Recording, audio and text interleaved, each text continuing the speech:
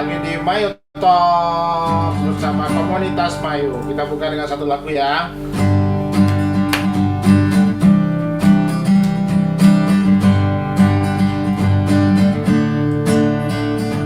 Tahu Allah turut bekerja di dalam segala perkara untuk mendatangkan kebaikan bagi yang mengasihi Dia.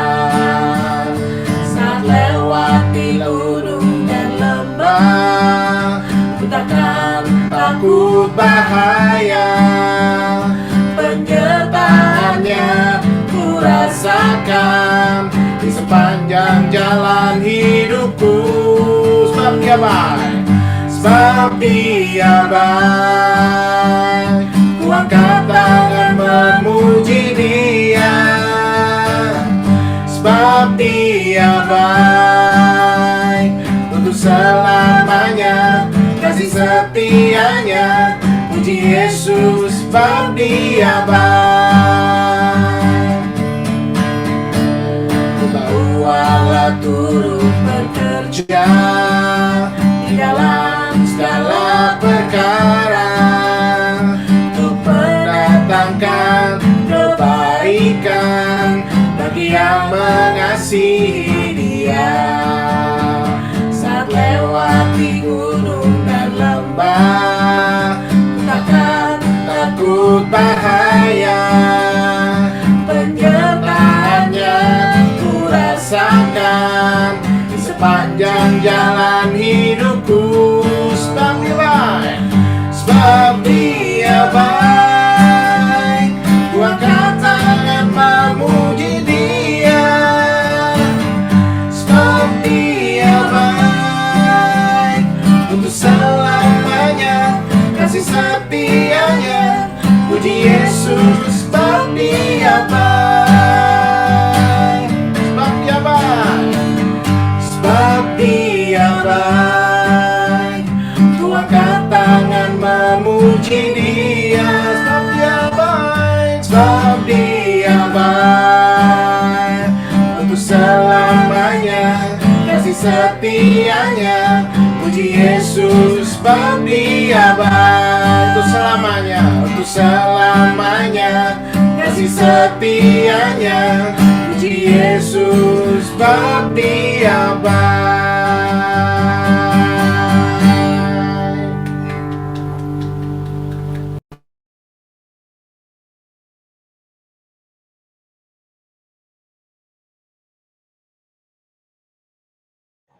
Oke, selamat malam teman-teman. Kita akan mulai acara ini dengan doa. Mari kita bersama satu dalam doa. Dalam nama Bapa dan Putra dan Roh Kudus. Amin. Bapa di dalam surga, segala pujian dan sembah sujud di hadapan Engkau. Kami mengucap syukur malam hari ini kami boleh berkumpul di tempat ini untuk sama-sama kami boleh belajar, untuk kami saling sharing. Biarlah kasih kuasa-Mu boleh menyertai kami malam hari ini. Khususnya juga untuk narasumber kami, untuk Pak Sutri, Roni, dan juga Margaret. Biar Engkau juga melingkupi Pak Sutri ini agar boleh menyampaikan setiap yang apa yang mereka sharingkan dan boleh kami tangkap. Hadirlah Allah Bapa dalam Zoom ini. Kami percaya bahwa kuasa Roh Allah turut bekerja di dalam Zoom ini. Amin. Dalam nama Bapa, Putra, dan Roh Kudus. Amin. Teman-teman, selamat malam, selamat datang di Mayo Talks edisi 20 Oktober 2022 dengan tema 5L. Life, Love, Live, and Legacy. Acara ini diselenggarakan oleh komunitas Maria Yosef. Senang sekali kita bisa ketemu lagi di acara yang diadakan setiap hari Jumat, minggu keempat. Jadi 1 bulan 1 kali.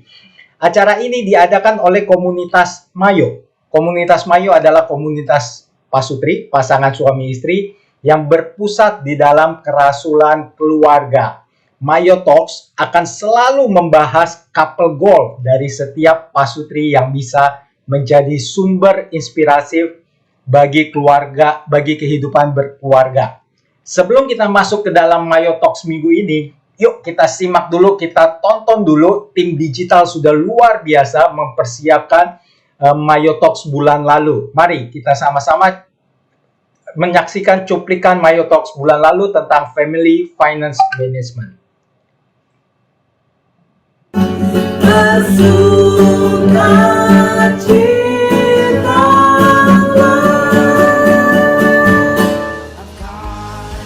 Oke, tanpa berlama lagi kita mau undang narasumber kita, Pak Sutri, Jimmy Indrajaya, dan Yohana Rosalina.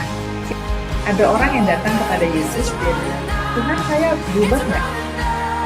Dan Yesus menatap dia dengan penuh kasih. Tidak, kamu tidak harus berubah. Tapi kamu harus menerima dan mencintai dirimu, lalu bertumbuhlah di sini. Kalau saya katakan kita ada dalam tangan Tuhan, gitu ya, kita suka minggir-minggir, mau jatuh gitu di kelingking, pokoknya tangan Tuhan. Nah, doa itu adalah mengajak kita kembali ke tengah-tengah. Tuhannya nggak kemana-mana soalnya, jadi saya yang kemari ke sana kemari ya, tapi dengan doa saya mendekat kepada Tuhan, bukan Tuhan yang mendekat. Kita tidak mungkin mengeluarkan sesuatu kalau tidak kita tidak punya sesuatu yang ada di dalam diri kita. Saya sengaja diam dulu, teman-teman bayangkan.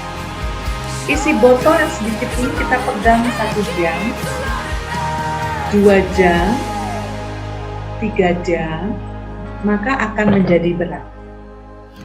Jadi bukan beban hidup kita yang membuat kita berat, bukan ukurannya, tapi berapa lama kita pegang dan merasa berat.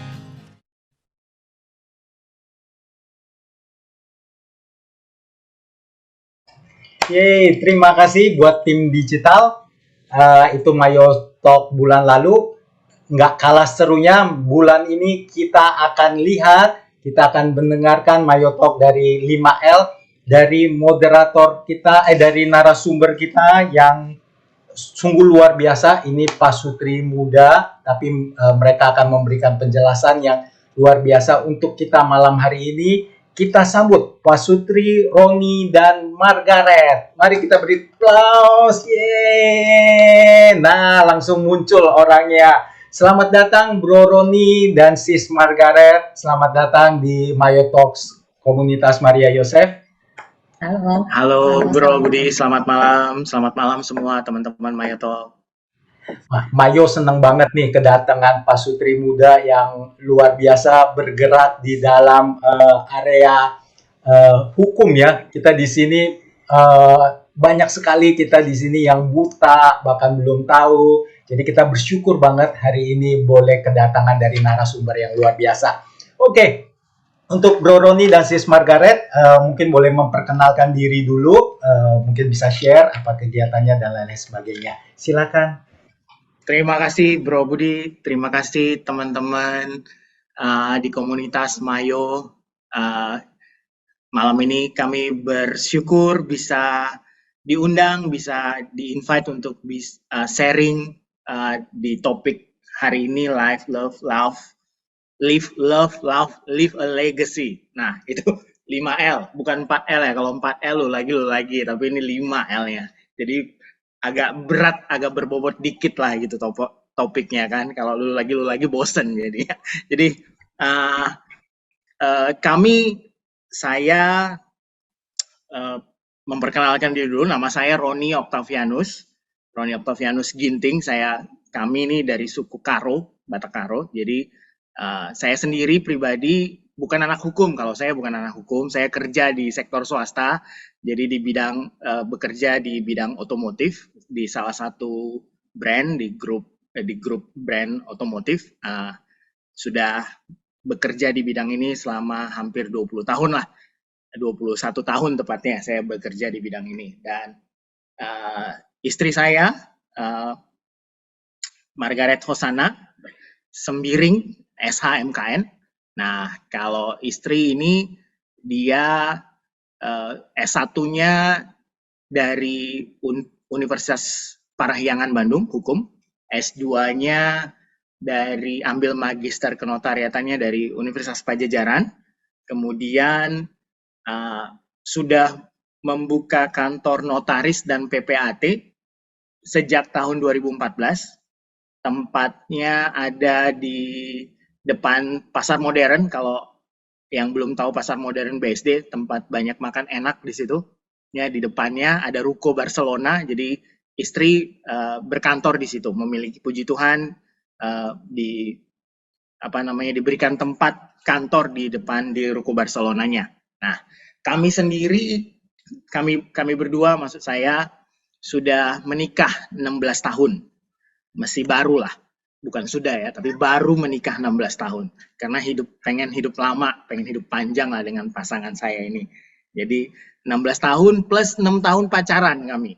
Jadi kami ada 6 tahun pacaran, ketemunya di Bandung saat itu, dan kebetulan ketemunya di tempat persekutuan. Jadi tempat baik-baik ketemunya, di tempat persekutuan 6 tahun, dan akhirnya diberkati Tuhan dengan segala lika-liku di masa pacaran, akhirnya bisa menikah di tahun 2006 sampai hari ini. Pernikahan kami tetap dalam bimbingan Tuhan. Puji Tuhan, kami juga sudah diberkati dengan 3 orang anak. 3 orang anak. Yang pertama namanya Timothy. Timothy ini udah umur 13 tahun atau kelas 2 SMP saat ini. Kemudian yang kedua Brielle, usianya 11 tahun atau kelas 6 SD hari ini. Kemudian ada Ben Hansel, cowok, usianya 9 tahun atau kelas 4 SD saat ini. Nah, itu mungkin Bro Budi terkait perkenalan dari kami. Iya, hari ini. Thank you, Bro Roni, luar biasa ya, saya senang banget loh imannya itu ya, baru menikah 16 tahun. So teman-teman, kita boleh belajar ya dari Pak Sutri ini, bukan sudah menikah 16 tahun, bukan ya, tapi imannya mengatakan baru menikah 16 tahun. Jadi teman-teman, itu perkenalan dari narasumber kita, dan malam hari ini kita akan langsung mendengar narasumber kita akan menjelaskan terutama tentang legacy, karena warisan ini menarik banget nih ya, apalagi ini dari Pak Sutri yang 3 anak ya, anaknya udah SMP. Kita mau mendengar sharing dari mereka. Silakan waktu dan tempat untuk Bro Roni dan Sis Margaret. Ya, nah ini saya dulu yang kasih pendahuluan, kata ibu notarisnya saya dulu nih yang kasih pendahuluan, baru nanti masuk ke topik yang detail terkait hukumnya. Jadi terkait live, love, live, and live a legacy. Tadi Bro Budi bilang, sekarang masuk ke how we live a legacy to our keturunan gitu kan, ke anak-anak kita, ke our children. Jadi kami, kalau dari sisi kami, sebelum masuk ke sisi hukumnya, sebenarnya kami berusaha mendidik, bukan berusaha, tapi memang sudah menjadi kesepakatan kami ketika kami menikah, bahwa kami mendidik anak-anak ini, pernikahan kami ini harus dimulai dengan keterbukaan. Jadi tidak ada yang disembunyikan dan harus apa adanya. Semuanya harus diobrolin di depan, tidak ada yang ditutup-tutupin. Terkait apapun itu. Itu hal yang dari sejak pacaran sudah kita komunikasikan terkait itu. Kemudian ketika kita memiliki anak, kita juga mendidik anak kita sejak dari dalam kandungan untuk bisa mengenal Tuhan. Dari sejak dalam kandungan sudah harus mengenal Tuhan. Ketika mereka lahir satu persatu, kebetulan jaraknya rapat-rapat nih, tiap 2 tahun diberkatin satu, tiap 2 tahun diberkatin satu. Jadi capeknya barengan gitu kan. Jadi puji Tuhan itu sih, puji Tuhan. Sekarang udah gedenya barengan juga, jadi capeknya udah hilang gitu. Jadi di masa itu juga kita, di masa kecil mereka juga kita mendekatkan mereka itu dalam persekutuan dengan Tuhan. Itu yang kita tanamkan selalu ke mereka, bahwa dasar hidup mereka itu harus bersama dengan Tuhan dari sejak kecil. Kemudian hal yang lain yang kita ajarkan juga adalah terkait komunikasi, bahwa kekompakan, maksud saya, kekompakan. Bahwa kita ini harus kompak sebagai family. Anak, bapak, ibunya, mamahnya, papahnya, sama anak-anak ini harus kompak. Jadi banyak hal yang kita lakukan, baik itu di dalam keluarga maupun aktivitas di luar, supaya anak-anak ini mengerti bahwa mereka itu saling membutuhkan satu dengan yang lain dan harus saling support satu dengan yang lainnya. Karena kita ngerasa kita banyak melihat juga itu banyak teman, banyak saudara, banyak orang di luar sana yang pecah gitu keluarga ketika anak-anaknya udah besar itu break atau ya nggak ada komunikasi yang baik, dan kita tuh pengen mereka itu tumbuh di dalam Tuhan dan punya kekompakan juga supaya mereka benar-benar bisa menjadi berkat di luar sana. Jadi terkadang kita memang yang wajib bagi kita itu memang buat travel secara rutin setahun sekali apa 2 tahun setahun 2 kali gitu. Nggak mandang tempatnya harus gimana, yang penting ada kegiatan bersama. Karena ketika saat kita outdoor gitu, saat kita keluar, saat kita pergi ke tempat yang baru, itu kan kita saling menguatkan tuh satu dengan yang lainnya. Kita pernah tuh traveling pas zaman pandemi itu ke Karimun Jawa, ke tempat yang kita nggak tahu. Itu kan ke Karimun Jawa tuh kita naik mobil, udah itu naik ferry 2 jam, dan itu pulau kecil gitu, yang penduduknya pun nggak banyak. Tapi pada saat itu ya banyak hal yang menarik, dan kita itu bisa sebagai family itu bisa saling ya udah nggak usah takut ya, kita coba, dan mereka juga coba main ke laut, snorkeling yang mereka nggak pernah lakukan sebelumnya. Jadi hal-hal begitulah yang kita tanamkan bagi mereka. Dan ketika kita dikasih topik hari ini tentang 5L ini, terutama tentang live a legacy, nah kita juga sebenarnya semakin dikuatkan walaupun kita sudah mengerti gimana caranya supaya kekompakan mereka ini walaupun kita udah nggak ada, mereka itu saling menopang satu dengan yang lainnya di masa tuanya nanti. Nah terutama karena saya ini anak tunggal, kalau istri saya ini anak kedua dari 4 bersaudara. Jadi kalau saya sendiri anak tunggal ini kan saya ngerasa sendiri ya. Jadi kebetulan orang tua juga meninggal cepat kalau saya. Jadi saya ngerasa kalau saya itu nggak ada kawan gitu, nggak ada teman. Pada saat saya ngadepin masalah ya saya tinggal saya sama Tuhan. Nah kalau saya nggak pegang Tuhan, saya mau sama siapa? Jadi saya ngerasa banget hidup saya itu memang ketika saya sendiri gitu, ya tinggal bersandar sama Tuhan, dan bersyukurlah anak saya mereka punya 3 orang gitu. Mereka bisa saling menguatkan satu dengan yang lainnya, apalagi kalau mereka benar-benar hidup di dalam Tuhan. Nah, salah satu masalah nih kalau orang Batak itu yang sering berantem, itu adalah masalah warisan. Ya itu nggak bisa dihindarin. Masalah warisan itu, yang baik-baik bisa jadi berantem. Saudara dekat bisa saling nggak kenal. Ketemu di gereja bisa nggak salaman. Nah itu masalah yang memang yang banyak terjadi itu kalau di komunitas suku saya itu banyak sekali terjadi yang begituan. Nah, jadi ini justru menguatkan kita juga, membuat kita lebih mengerti step-step berikutnya apa yang kita harus lakukan terkait meninggalkan legacy yang baik, supaya mereka tetap kompak, supaya jangan sampai harta kita yang nggak seberapa ini nanti bisa memancing masalah juga bagi mereka gitu kan.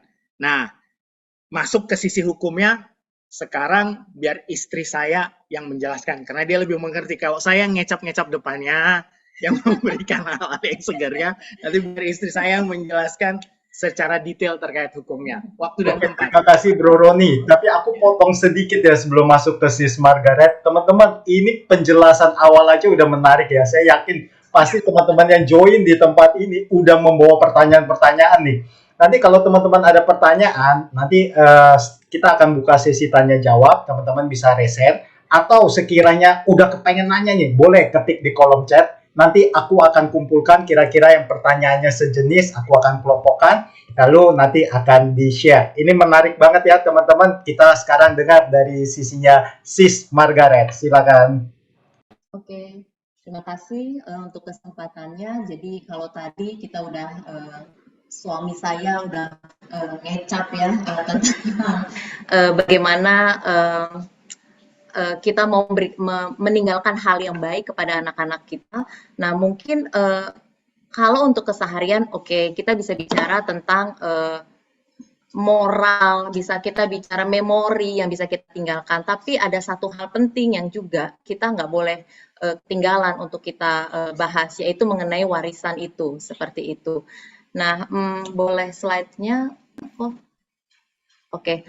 Jadi kalau kita mau lihat secara sisi hukumnya dari warisan, kita harus tahu apa itu warisan. Yang pertama, warisan adalah peninggalan yang ditinggalkan pewaris kepada ahli waris atau semua peninggalan pewaris yang berupa hak dan kewajiban atau semua harta kekayaan yang ditinggalkan oleh orang yang meninggal dunia setelah dikurangi semua utangnya. Artinya apa? Bahwa warisan itu bukan hanya berbicara mengenai aset aja, tapi utang itu pun termasuk sebagai warisan. Dan itu yang akan ditinggalkan di kemudian hari, seperti itu. Dan berbicara tentang warisan akan dikaitkan dengan istilah pewaris. Pewaris adalah orang yang meninggal dunia dan meninggalkan harta benda untuk dibagikan kepada yang berhak atau kita sebut sebagai ahli waris. Artinya orang yang meninggal ya di sini. Dan kemudian apa yang disebut sebagai ahli waris? Maka ahli waris adalah orang-orang yang berhak menerima warisan dari pewaris, seperti itu. Nah, kalau kita dengar istilah warisan, pasti kita juga akan mendengar istilah wasiat. Apa sih itu wasiat? Wasiat adalah suatu keputusan dari seseorang yang biasanya dituangkan dalam suatu akta yang harus dilaksanakan setelah ia meninggal dunia, seperti itu. Nah, sebenarnya di hukum Indonesia ini dikenal ada tiga hukum ya untuk pewarisan, yaitu hukum adat, hukum KUH Perdata atau disebut hukum baratnya, dan juga hukum waris Islam. Tapi di sini saya lebih menjelaskan tentang secara umum, yaitu dari sisi KUH Perdata yang biasa kita pakai, seperti itu. Nah, gimana sih caranya supaya kita dapat warisan? Nah, ada dua cara bagaimana kita bisa dapat warisan. Yang pertama, yaitu, boleh next slide-nya?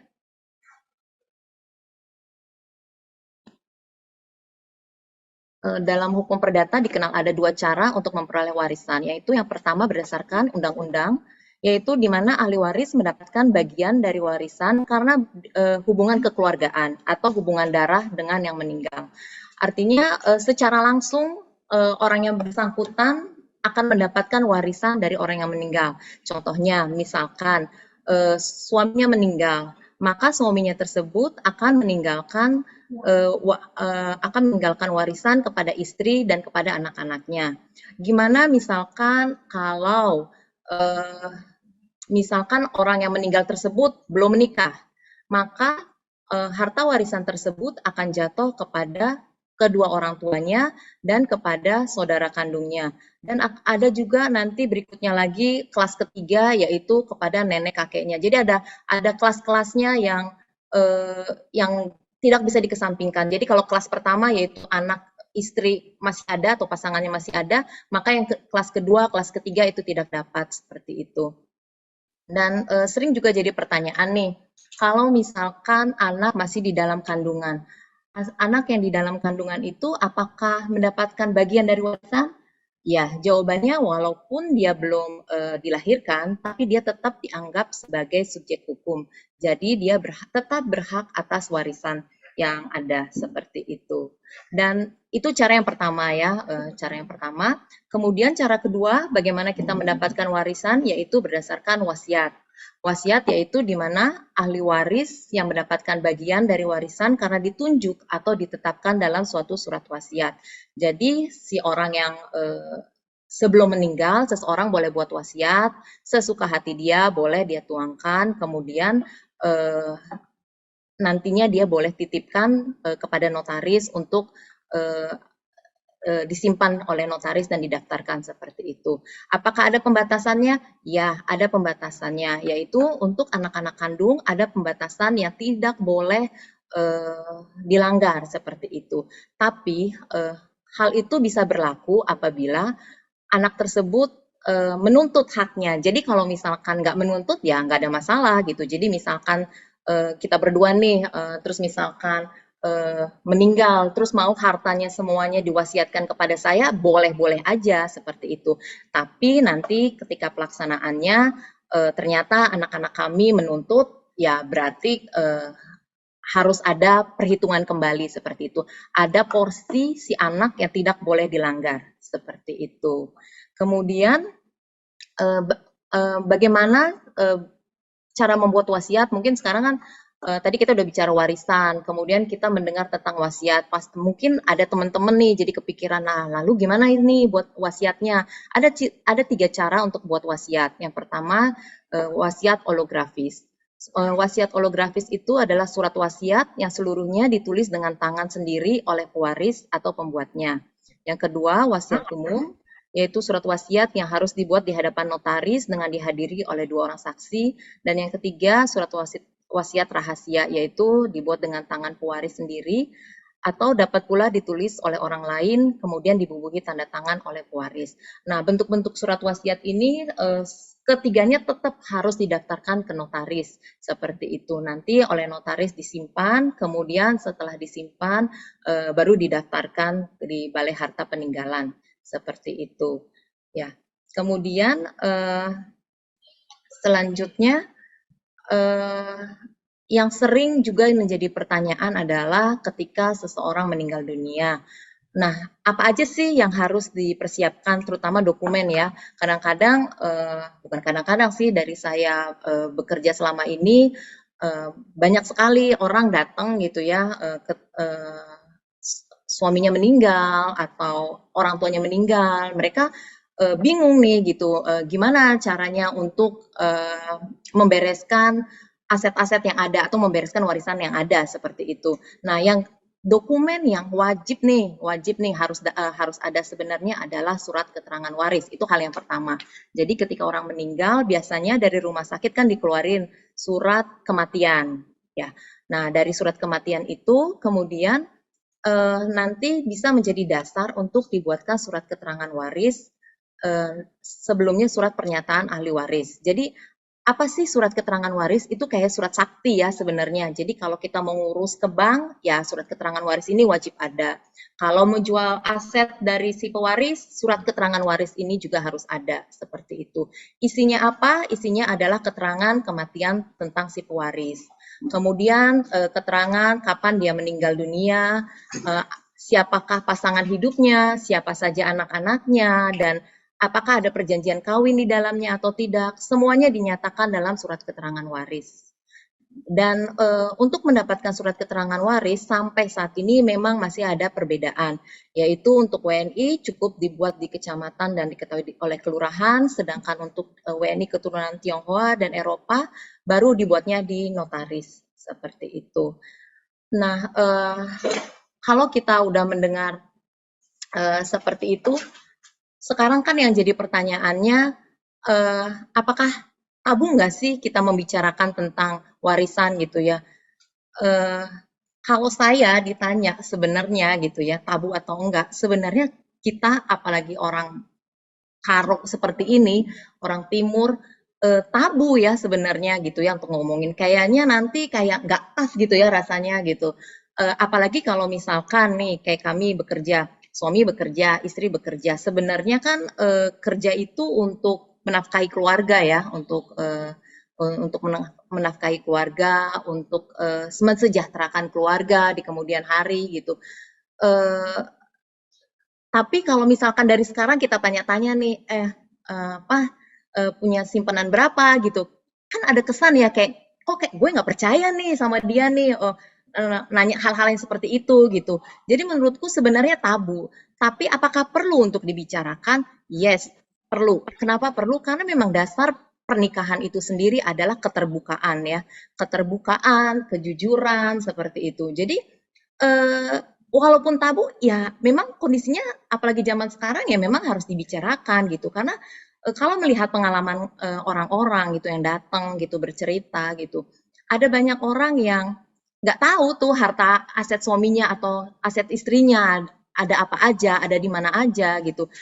Yang tadinya bekerja untuk mensejahterakan keluarga, tapi ketika dia meninggal, misalkan meninggalnya secara mendadak, lah malah jadi kaget gitu ya. Jadi kayak nggak ada persiapan dan nggak tahu apa-apa gitu pada akhirnya. Jadi tidak terdaftar. Nah ini yang penting secara hukum. Jadi ketika kita punya aset, ada baiknya secara hukum kita list dan secara pajaknya juga kita daftarkan. Jadi semuanya udah rapi. Jadi kalau misalkan ada kejadian yang nggak enak gitu ya mendadak, kita udah tahu sama tahu nih. Kita udah tahu sama tahu. Secara legalnya juga ini ya, secara legalnya juga jadi kayak rumah nih, jangan nanti kita beli rumah pinjem nama orang lain gitu kan. Jadi ketika pasangan kita meninggal malah kaget gitu ya, kita tahu nih sebenarnya bahwa ini aset bersama, tapi karena kita pinjam pakai nama orang lain malah jadi permasalahan gitu, seperti itu.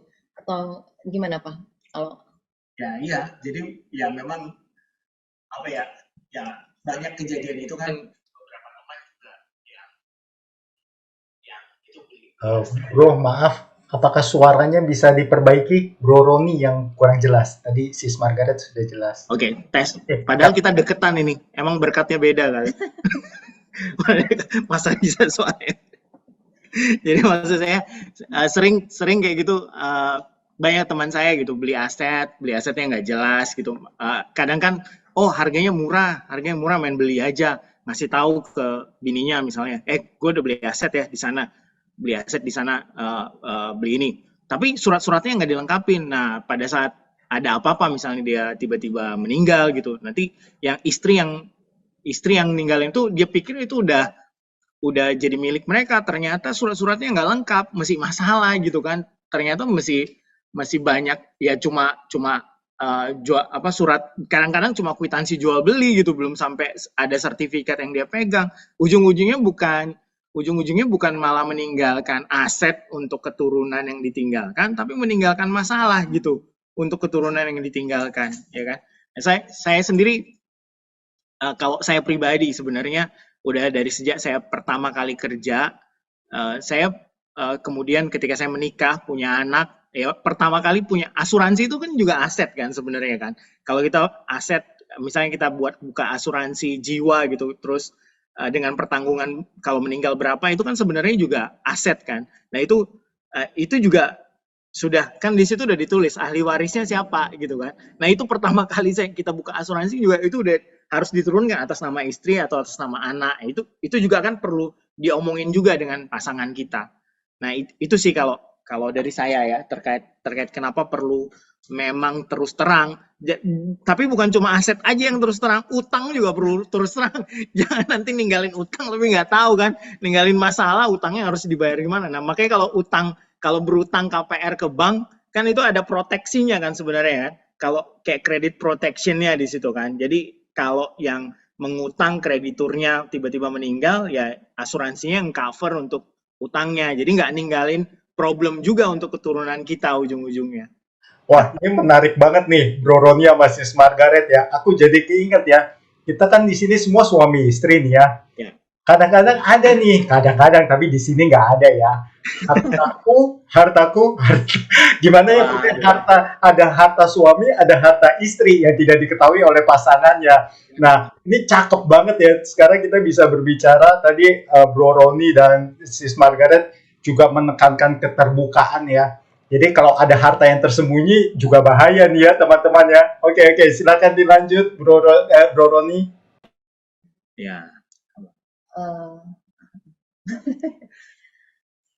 Kemudian selanjutnya sih apakah perlu nih untuk anak-anak kita komunikasikan dari umur berapa ya, seperti itu gitu.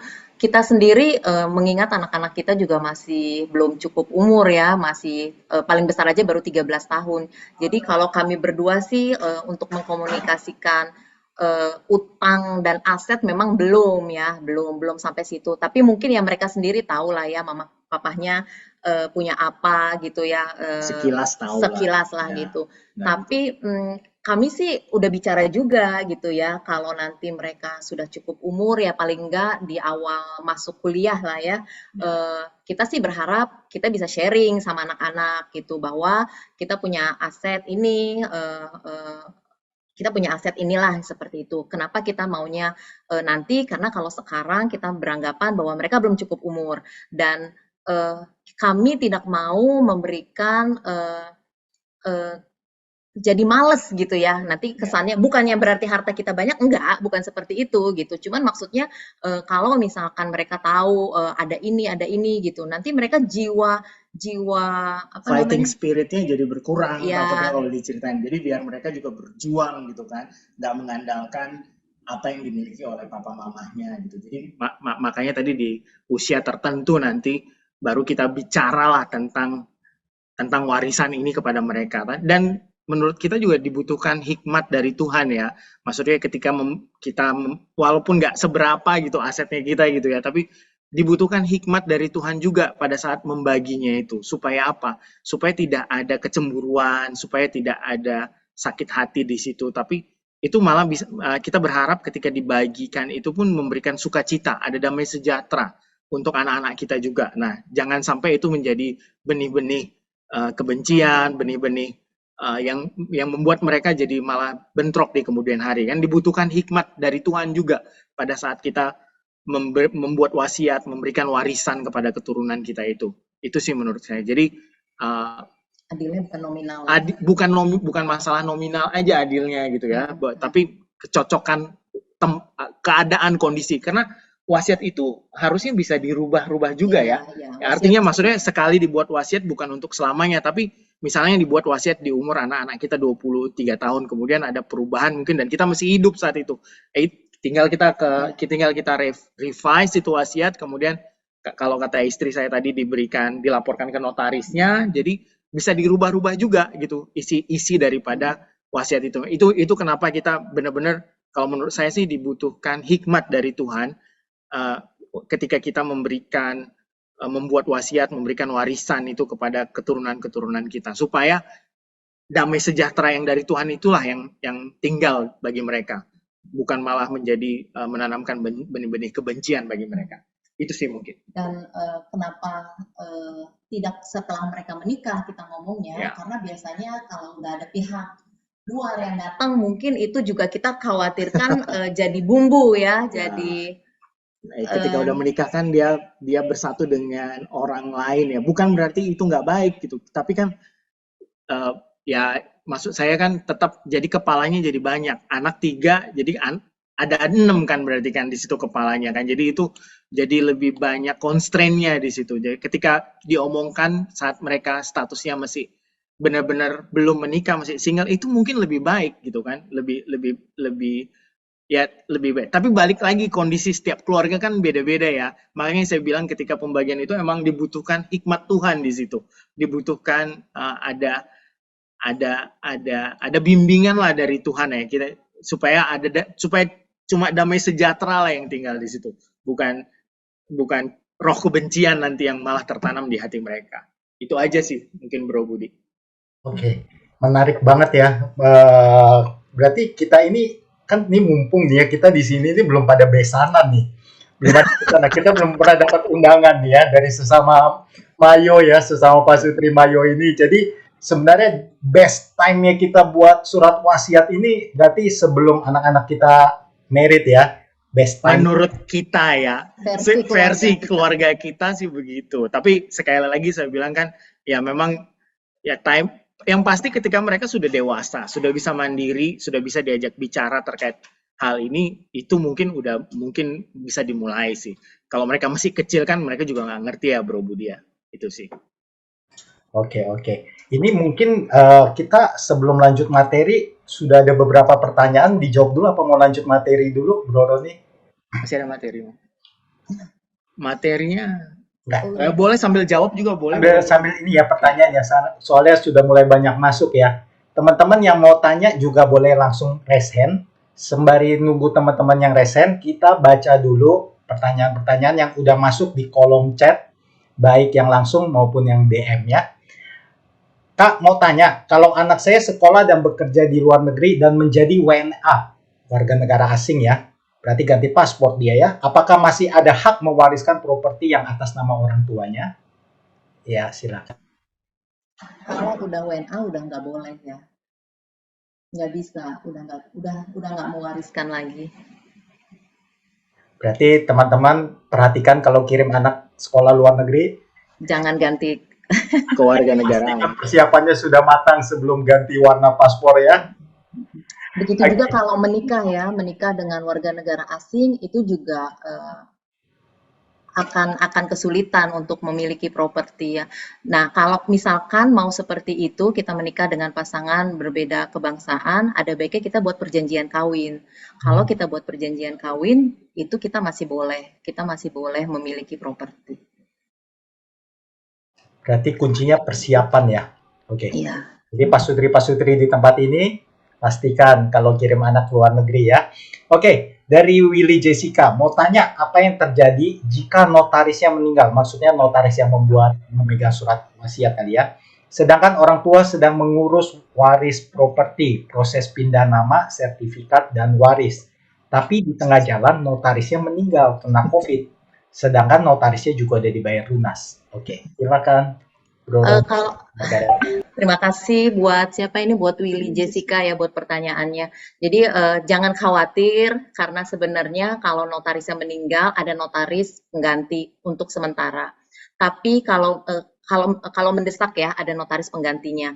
Tapi untuk selanjutnya itu akan di-deliver. Jadi memang sudah diatur secara undang-undang. Jadi jangan khawatir, tetap bisa dilaksanakan seperti itu. Oke, berarti kekuatannya bukan pada notarisnya ya, Pak. Bukan pada Iya. orangnya ya, tetapi ada di kekuatan hukum ya. Maaf, boleh dijelasin lebih detail nggak ya? Soalnya kejadian. Gimana ya? Mungkin Jessica bisa cerita detailnya ya, biar bisa ditanggapi. Jadi kan properti itu pinjem pakai nama orang lain. Dan belum sertifikasi. Itu tanahnya di Jogja. Jadi itu bentuknya masih letter C gitu. Nah, itu mau dipindahin ke nama papahnya suami saya dulu. Dari papahnya suami baru ke nama suami saya gitu kan. Tapi papahnya suami itu udah meninggal. Papahnya suami udah meninggal dan masih pinjam nama orang lain propertinya itu. Nah, minta tolong sama notaris, tolong ya dibantu sertifikasi, tapi sama ubah nama ke yang sudah meninggal dulu, baru kan ke nama suami.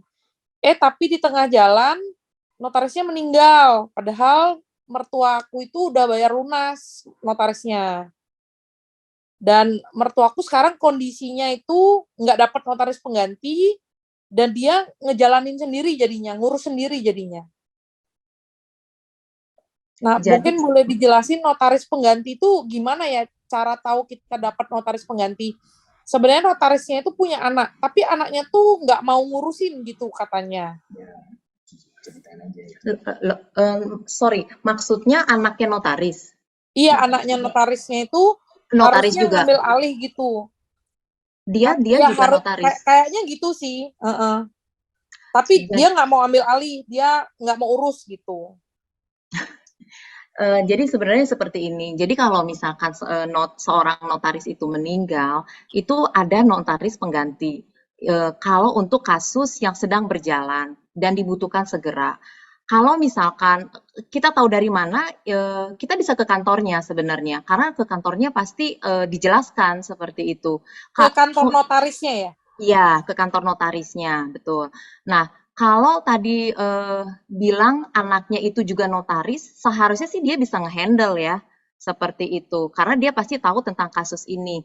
Nah, yang jadi pertanyaan tadi gimana? Orang tua sedang mengurus waris properti sertifikat ya, dan waris. Jadi tanahnya itu, propertinya itu pakai nama orang lain. Nah, kalau sedangkan yang pemiliknya itu udah meninggal, papahnya suami itu udah meninggal, kan milik papahnya suami. Tapi itu dia pakai nama orang lain. Itu tetap secara hukum dia yang berhak seperti itu, kecuali ahli warisnya dengan baik hati mau membantu untuk membalik namakan kepada yang seharusnya. Tapi kalau misalkan ahli warisnya tidak berbaik hati, ya memang nggak bisa, emang kalah, karena memang siapapun yang atas nama sertifikat atas nama tersebut itu yang terkuat, itulah yang dianggap secara hukum seperti itu. Oh ya, sama sorry tadi nanya, kalau notaris pengganti itu kita bayar lagi nggak ya? Oh enggak bayar. sudah terkait biaya yang boleh dibayarkan di awal gitu Mas. Itu sama aja, maksudnya ya pekerjaan dia memang pekerjaan sesuai dengan notaris yang meninggal tersebut, seperti itu. Notaris pengganti itu maksudnya masih hubungan darah atau notaris lain Enggak, ditunjuk enggak. secara resmi oleh siapa gitu atau gimana Iya, ya? iya, iya. Jadi biasanya kalau untuk kasus yang sedang berjalan ada notaris yang menggantikan notaris yang meninggal tersebut. Tapi kalau misalkan notaris tersebut jadi maksudnya pekerjaannya lagi nggak running seperti itu. Nanti notaris itu biasanya di-deliver gitu. Jadi tugas-tugas notaris tersebut ada yang nanti nge-handle. Itu secara hukum udah otomatis seperti itu. Ditunjuk oleh siapa ya? Maksudnya notaris penggantinya itu? Ditunjuk oleh siapa biasanya nanti ahli warisnya yang bicara. Ahli waris tuh maksudnya yang Ahli waris notarisnya. Jadi bisa ditanyakan. enggak, maksudnya ahli waris di sini tuh yang sudah nama yang disertifikat atau yang belum, yang suami aku nih yang belum masuk sertifikat itu. Maaf. Aku coba meluruskan dari pertanyaan ini ya, supaya kita tidak melebar dari tema Iya, seperti oke. ini ya. Mungkin maksudnya Willy Jessica adalah bagaimana dengan notaris penggantinya ya. Tadi sudah dijawab Sis Margaret dengan baik bahwa kekuatannya itu bukan pada personnya, bukan pada orangnya, tetapi ada kekuatan hukumnya. Mungkin dalam kasus ini nanti Willy Jessica bisa langsung ke notaris yang sudah meninggal itu kantornya, maksudnya kalau orangnya udah nggak bisa didatengin ya karena Iya. meninggal, nanti mungkin bisa minta guideline di sana karena satu yang tadi Willy Jessica perlu tahu, tadi Sis Margaret nyampaikan dengan baik bahwa kekuatannya bukan di orangnya tetapi kekuatan hukum yang dibuatnya.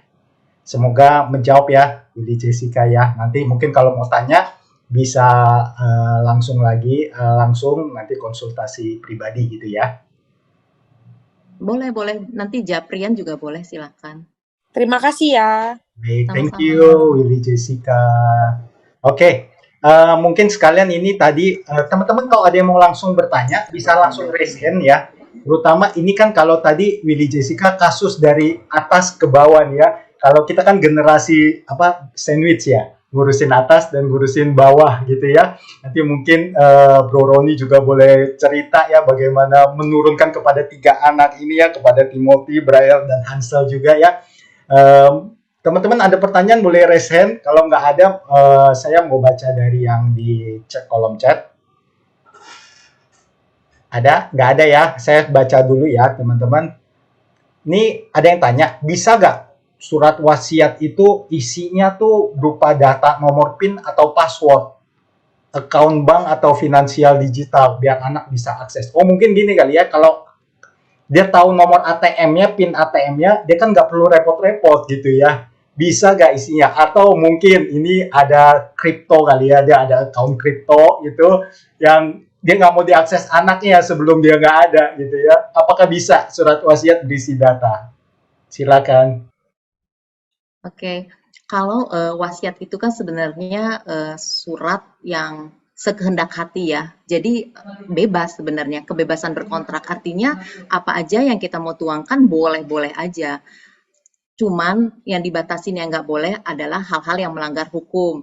Misalkan pembuatnya sebabnya nggak halal, itu tidak boleh. Seperti itu. Terus yang buat wasiat anak di bawah umur itu nggak boleh. Selain daripada itu apa aja boleh dituangkan dalam wasiat. Silahkan. Oke, menarik sekali ya. Berarti kita bisa buat surat rahasia ya untuk dibukanya nanti setelah kita meninggal ya. Oke, teman-teman ada yang mau bertanya? Silakan raise hand atau ada yang mau beri pendapat. Oke, kalau tidak ada, ini saya lanjutkan dari Freak Daisy. Jika sudah terlanjur aset tersebut menjadi tidak bertuan, langkah-langkah apa yang harus dilakukan untuk menyelamatkan atau otomatis menjadi aset negara? Ini pertanyaannya maksudnya nggak bertuan gimana ya? Mungkin notaris mengerti ya, saya nggak mengerti nih ya. Silakan Sis Margaret. Maksudnya misalkan HGB gitu udah lewat batas ya? Gimana ya? Frik Desi ada ya. Nah, mungkin boleh dijelaskan Frik Desi. Mungkin salah satu contohnya jika asetnya atas nama seseorang dan sudah terlanjur meninggal tanpa membuat akte ataupun wasiat terlebih dahulu, apakah itu disebut tidak bertuan? Jika iya, kira-kira ada langkah apa gitu yang dapat ditempuh? Kalau aset tersebut nggak diwariskan, tadi kan udah dijelaskan bahwa sebenarnya warisan ini nggak hanya harus berdasarkan surat wasiat, bisa juga karena undang-undang. Jadi kalau misalkan suaminya meninggal, secara otomatis nanti warisan itu akan jatuh kepada istri dan anak-anaknya dan dibagikan secara rata seperti itu. Jadi nggak jatuh ke negara langsung. Okay, thank you. Thank you. Oke, menarik ya, Mbak. Berarti ini walaupun tidak buat surat wasiat, tapi tetap jatuh ke anak ya? Istri dan anak. Istri dan anak. Oh, misalnya ya, ada salah satu dari pasangan yang meninggal gitu ya. Lalu dia tidak buat surat wasiat gitu. Itu jatuhnya ke siapa? Secara otomatis maksudnya pertanyaan ini, secara otomatis jatuhnya ke siapa ya? Jadi kalau misalkan seperti kami ya, misalkan amit-amit nih ya. Contohnya jangan Bro Roni dan Bro pasangan A dan B gitu ya. Pasangan A dan B, misalkan si A meninggal dunia, maka yang secara undang-undang, secara otomatis B dan anak-anaknya yang akan memperoleh warisan daripada si A, seperti itu. Jadi kalau misalkan A dan B menikah dan punya 3 orang anak, maka hartanya itu secara otomatis jatuh kepada B dan C, D, E secara rata, sama rata. Oke. Terima kasih penjelasannya. Teman-teman ada lagi yang mau bertanya? Apakah bisa bikin surat wasiat dan tidak dibaca oleh anak? Tapi gimana ya? Anak cukup tahu aja kalau ada surat wasiat ya, tapi nggak boleh dibaca gitu. Kan tadi kan sifatnya bisa berubah kan ya? Bisa berubah. Sebenarnya wasiat itu dibacakan kan kalau orangnya sudah meninggal ya. Kalau orang tersebut belum meninggal, itu tidak akan dibacakan. Gitu. Jadi kalau misalkan di dalam isi wasiat itu dibilang anaknya di bawah umur mungkin gitu ya, jadi nggak perlu dibacakan, ya boleh aja dituangkan bahwa tidak perlu dibacakan kepada anak karena anak tersebut masih di bawah umur seperti itu. Tapi dia mau tetap mengwasiatkan harta, boleh aja. Gitu. Terima kasih penjelasannya. Ini sudah mulai makin hot nih. Wilona sudah resen, Willy Jessica juga resen ya. Silakan Wilona.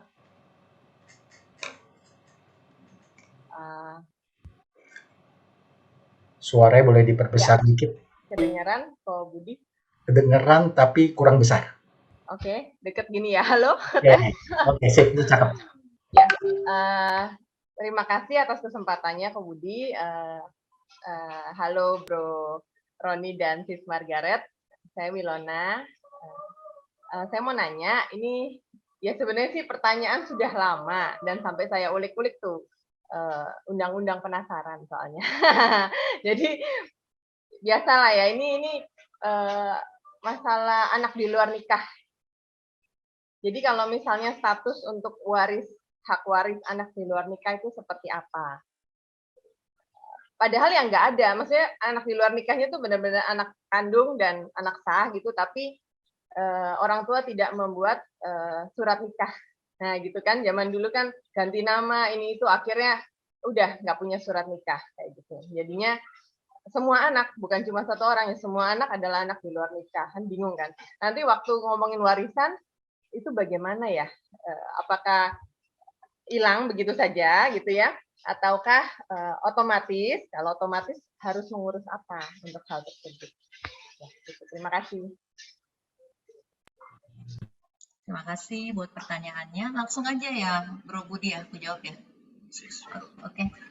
Jadi sebenarnya seperti kita ketahui kalau zaman dulu kan ini ya perkawinan itu memang tidak didaftarkan. Jadi anak-anak banyak yang dalam surat akte kelahirannya ditulisnya anak di luar nikah.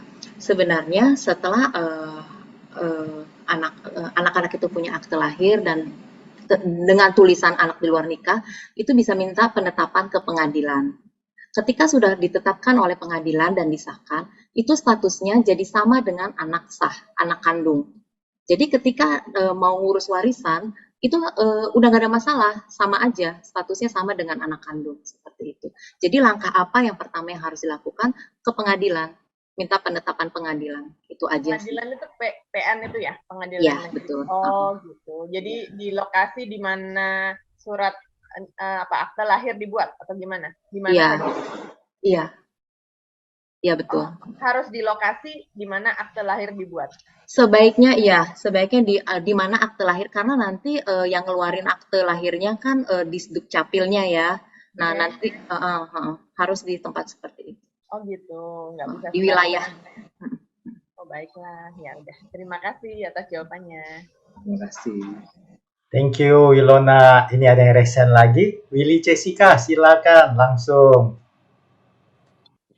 Mau nanya mungkin yang tadi punya Freak itu ya, maksudnya gini, kalau misalnya asetnya itu atas nama orang lain, terus orang yang harus, kan namanya si A, tapi yang punya sebenarnya si B, tapi si B-nya sudah meninggal mau ngewarisin ke si C. Gimana cara ngurus si C ngurus supaya yang dari nama si A tuh bisa jadi ke si C gitu kali ya?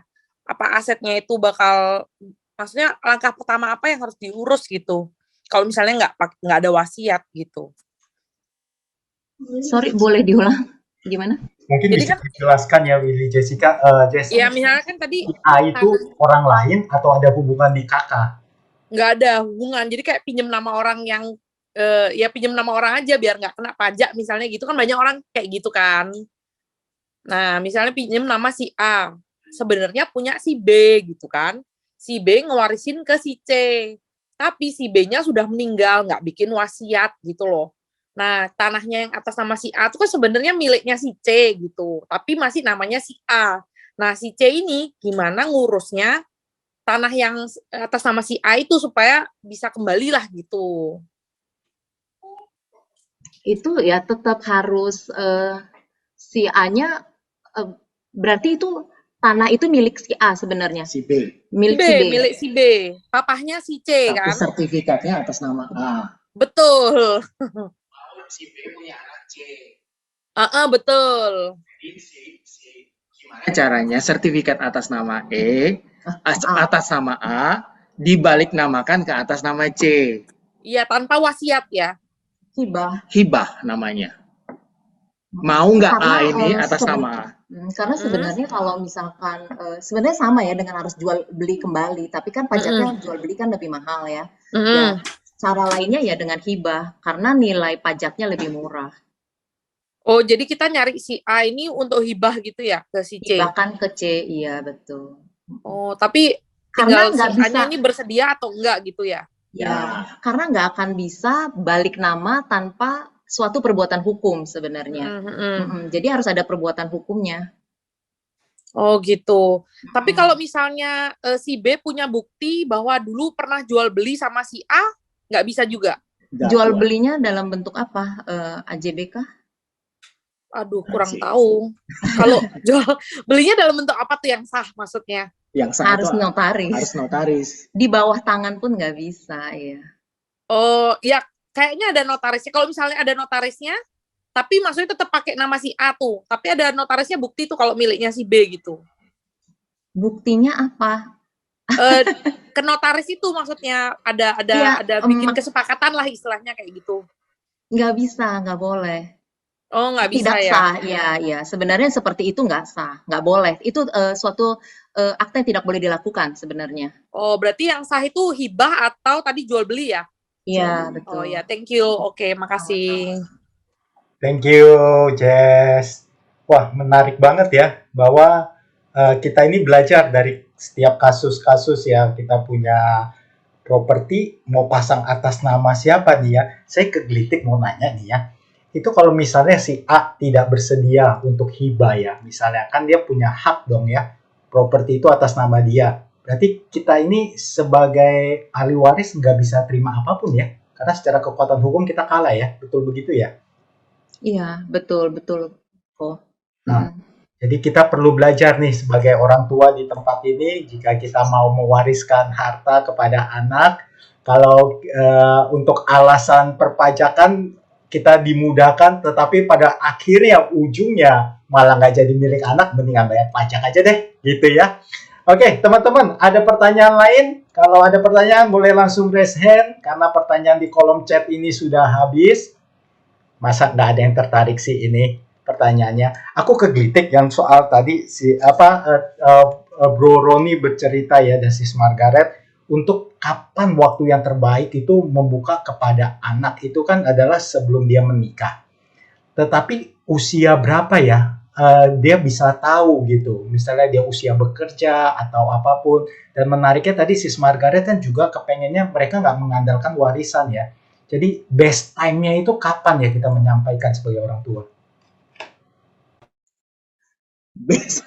Makanya tadi saya bilang Bro Budi, sebenarnya nggak ada yang exact best time itu, nggak ada ya. Tapi makanya saya bilang itu saya pribadi ini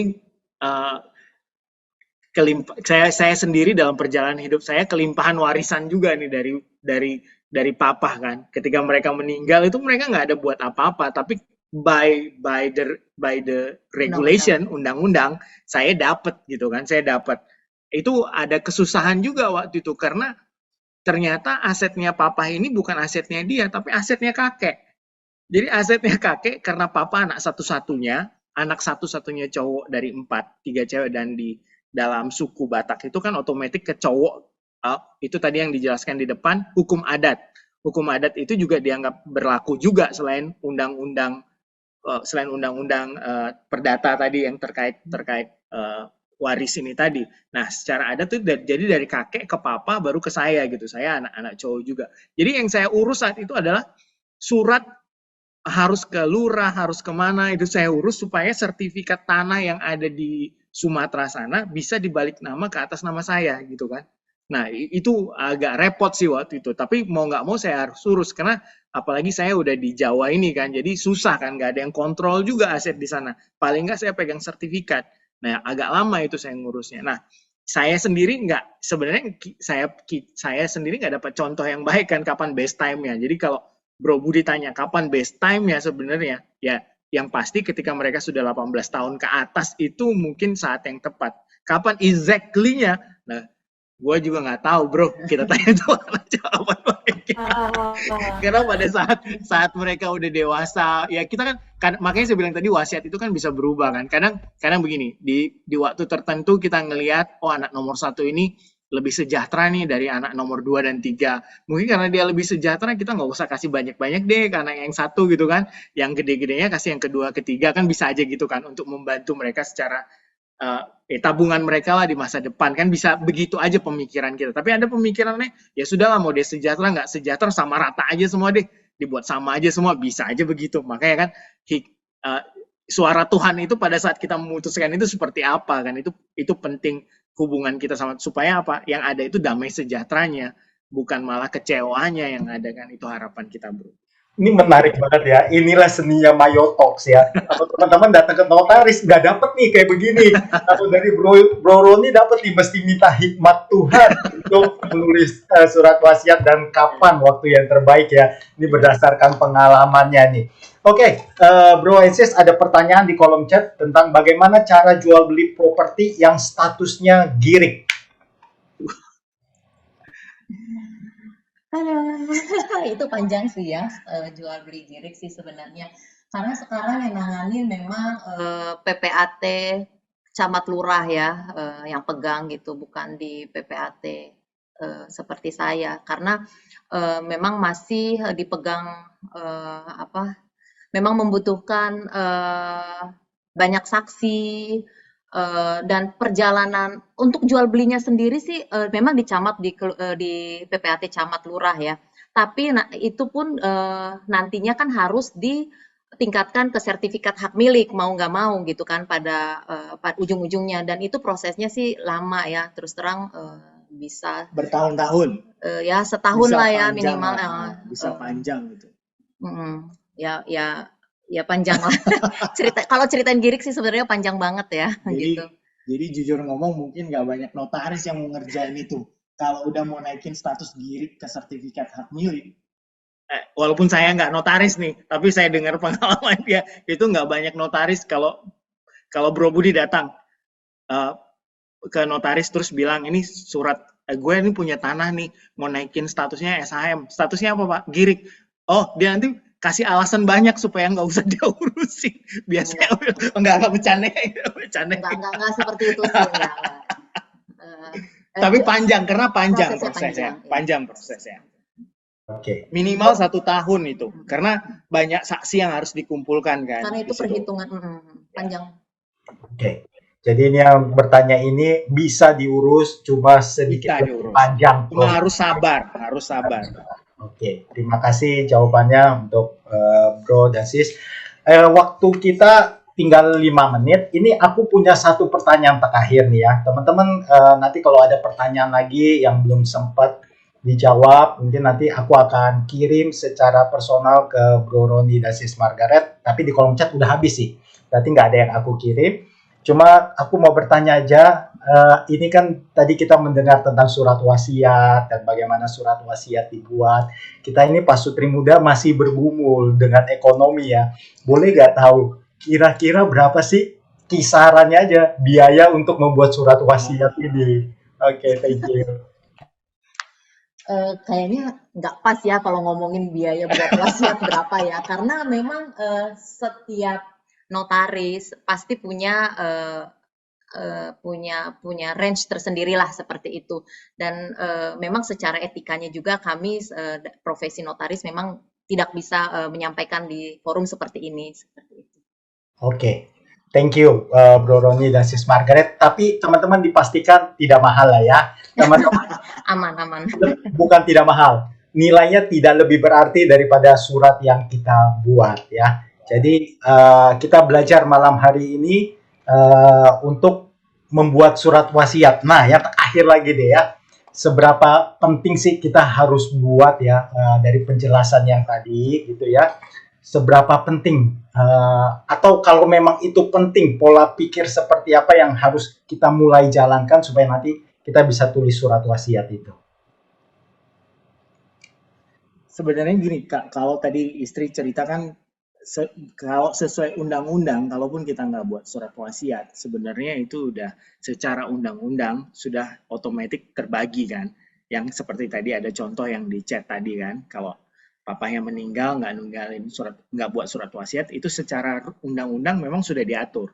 Tapi kita perlu buat surat wasiat ini kenapa? Supaya kita memberikan aset yang ada itu porsinya pas gitu kan, porsinya pas ke keturunan kita sesuai. Karena secara undang-undang kan pembagiannya sama rata. Sama rata kan gitu kan. Jadi misalkan anaknya 2, berarti kan sepertiga istri, sepertiga anak pertama, sepertiga anak kedua.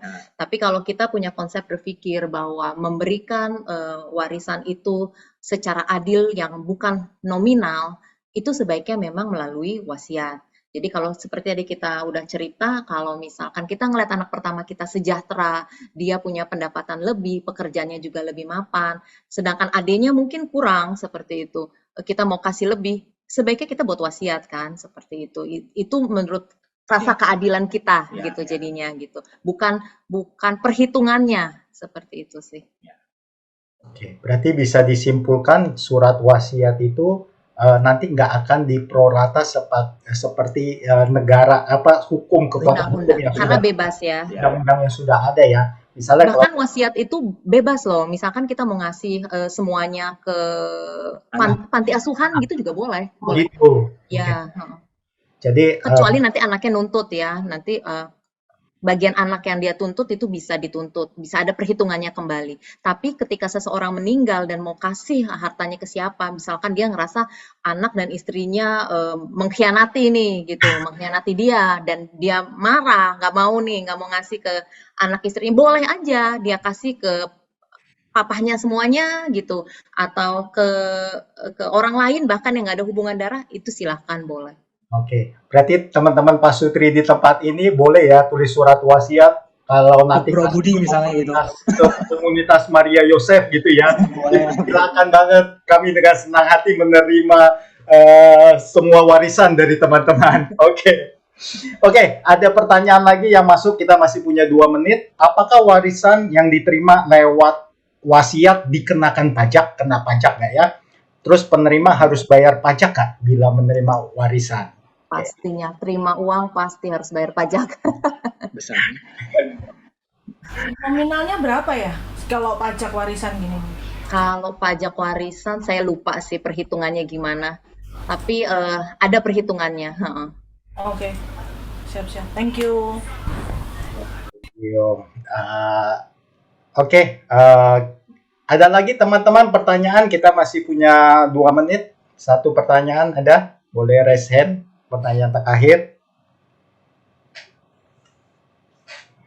Pertanyaan terakhir deh. Oke. Kalau misalnya tadi kan warisan kena pajak ya. Nah, bagaimana pada saat pajaknya tuh nggak sanggup dibayar sama ahli waris tuh apa yang terjadi ya?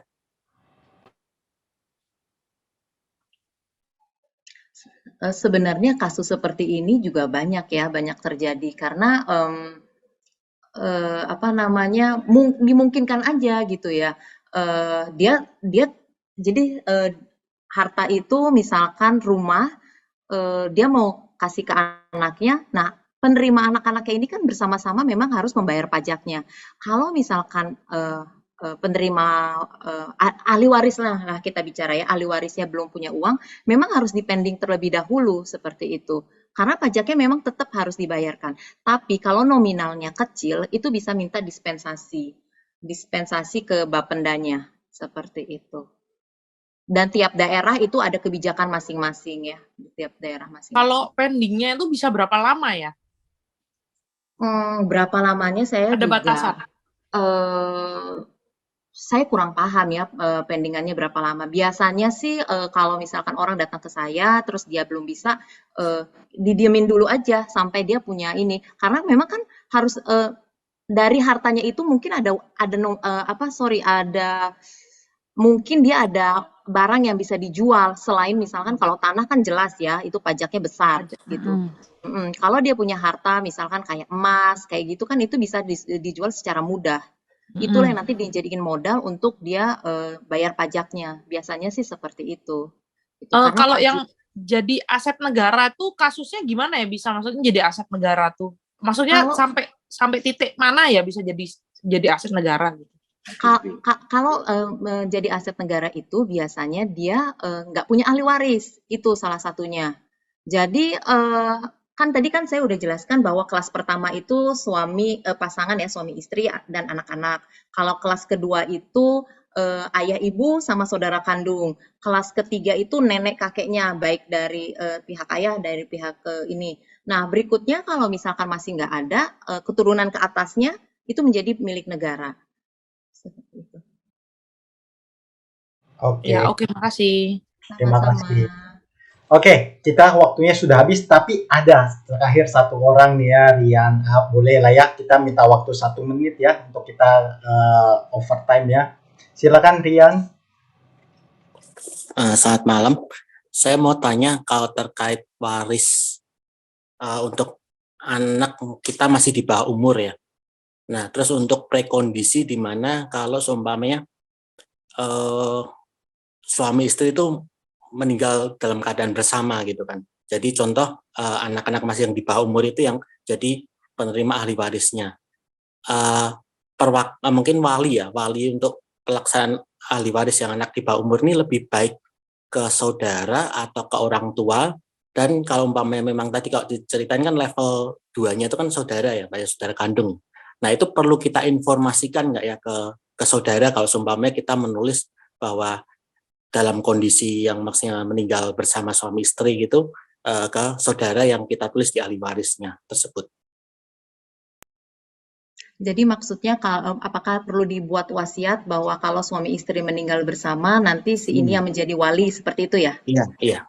Boleh aja, boleh dijelaskan. Tapi kalau misalkan nggak dibuat wasiat, maka secara tidak langsung juga garis berikutnya kan berarti orang tua kesepakatan keluarga. kesepakatan keluarga siapa yang mau menjadi wali anak-anak tersebut, mulai dari orang tuanya, baru saudara kandungnya, seperti itu. Oke, berarti naik dulu ke kakek neneknya dulu ya malahan. Ya, kakek nenek sama saudara kandung satu level. Oh, kakek nenek sama saudara kandung itu satu level. Iya. Oke, terima kasih. Terima kasih. Terima kasih Rian. Oke, teman-teman, berakhir sudah talk show kita malam hari ini, tapi jangan keluar dulu karena kita nanti akan ada pengumuman siapa yang dapat door prize-nya. Oke, sebelum kita tutup, kita minta mungkin ada closing statement dari Bro Roni dan Sis Margaret untuk Mayo Talk Show malam hari ini. Silakan. Ya, closing statement-nya intinya gini, kita perlu satu, selain legacy karakter yang baik untuk anak-anak, kan kita perlu ninggalin legacy juga terkait warisan inilah ke keturunan kita, supaya jangan nanti apapun yang kita tinggalkan ini menjadi sumber konflik bagi keturunan kita. Nah, cara protect-nya itu salah satunya adalah kita dengan cara membuat wasiat yang benar lah, yang tadi saya bilang, yang bisa bukan cuma adil secara pembagian hartanya adil, tapi juga adil menurut kondisi anak-anak kita masing-masing juga. Jadi wasiat ini menjadi salah satu cara bagi kita untuk memberikan rasa keadilan bagi keturunan kita dan mengeliminir potensi konflik juga bagi keturunan kita di masa yang akan datang. Untuk punya wasiat berarti warisannya harus ada. Warisan yang ada ya harus kerja keras dan minta berkat Tuhan. Itu yang paling penting juga, ya kan? Supaya ada yang diwariskan kepada keturunan kita.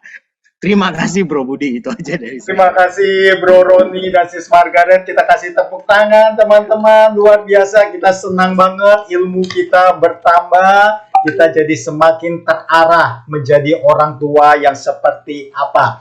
Aku keingat sama omongan Bro Roni di awal, ada 4 poin penting yang disampaikan, bahwa paling pertama adalah keterbukaan. Pak Sutri harus punya keterbukaan. Ini begitu menyemangati kita ya. Ternyata kita bukan mulai dari keluarga, tapi kita mulai dari pasangan kita. Kita punya keterbukaan dengan pasangan. Lalu yang kedua adalah bagaimana Bro Roni mengajak kita untuk mengenal Tuhan. Ini sebelum istrinya masuk hukum ya. Mungkin Sis Margaret mengerti hukum Indonesia, tapi Bro Roni mengerti hukum Allah gitu ya.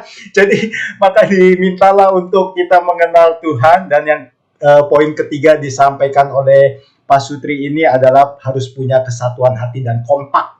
Contohnya dalam liburan mereka kompak. Dan yang terakhir seperti closing statement dari Pak Sutri ini, semua harus dipersiapkan. Terima kasih untuk malam hari ini, luar biasa. Kami sangat diberkati, semua di tempat ini sangat diberkati. Oke, sebelum saya baca pengumuman, mau minta tolong untuk Pak Sutri, Roni dan Sis Margaret untuk memilih 3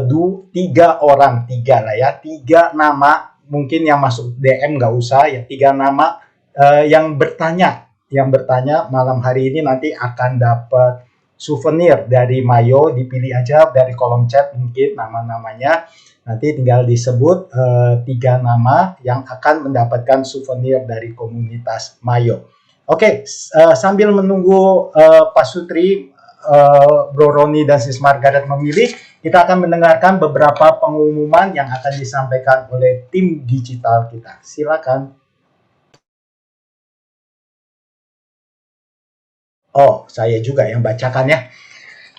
Oke, teman-teman, pengumuman yang pertama kita ada, kok gambar saya keblok ya, hitam-hitam. Pengumuman yang pertama, kita ada Mayo Premier Sabtu minggu pertama. Itu nanti speakernya Bro Teddy Ekayadi. Ini speaker keren banget, sangat keren. Jadi pastikan teman-teman hadir di hari Sabtu 5 November. Nanti bisa isi linknya, Google-nya untuk kehadiran teman-teman.